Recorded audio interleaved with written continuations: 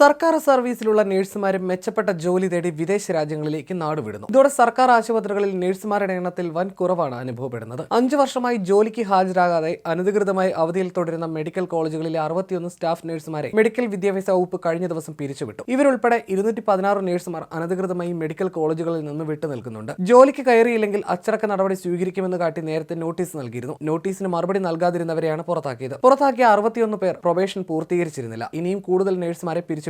അവധിയെടുത്ത് വിദേശ രാജ്യങ്ങളിലേക്ക് കുടിയേറിയ നിരവധി ഡോക്ടർമാരെയും കഴിഞ്ഞ ദിവസം ആരോഗ്യവകുപ്പിൽ നിന്നും പിരിച്ചുവിട്ടിരുന്നു. പരമാവധി 5 വർഷമേ ശൂന്യവേതന അവധിയെടുക്കാൻ സാധിക്കുമെന്ന നിബന്ധന ഒന്നാം പിണറായി സർക്കാരാണ് കൊണ്ടുവന്നത്. മുൻകാലങ്ങളിൽ 20 വർഷം വരെ ശമ്പളമില്ല അവധിയെടുത്ത് വിദേശത്തും മറ്റും ജോലി ചെയ്ത ശേഷം വിരമിക്കുന്നതിന് തൊട്ട് മുൻപ് സർവീസിൽ തിരിച്ചു കയറി പെൻഷൻ വാങ്ങുന്ന പതിവുണ്ടായിരുന്നു. മെഡിക്കൽ കോളേജുകളിൽ 4-1 നഴ്സുമാർ പോലുമില്ല. ഡോക്ടർമാരും നഴ്സുമാരും ജോലിക്ക് ഹാജരാകാത്തത് തലവേദനയാണ്. പകരം നിയമനം നടത്താനാവാതെ ആ തസ്തികകൾ വർഷങ്ങളോളം ഒഴിഞ്ഞുകിടക്കും. മെഡിക്കൽ വിദ്യാഭ്യാസ വകുപ്പിന് കീഴിൽ 1961 സ്റ്റാഫ് പാറ്റേൺ പ്രകാരം 10 രോഗികൾക്ക് ഒരു നഴ്സ് വേണം. എന്നാൽ മിക്ക സർക്കാർ മെഡിക്കൽ കോളേജുകളിലും 40 രോഗികൾക്ക് ഒരു നഴ്സ് പോലുമില്ല.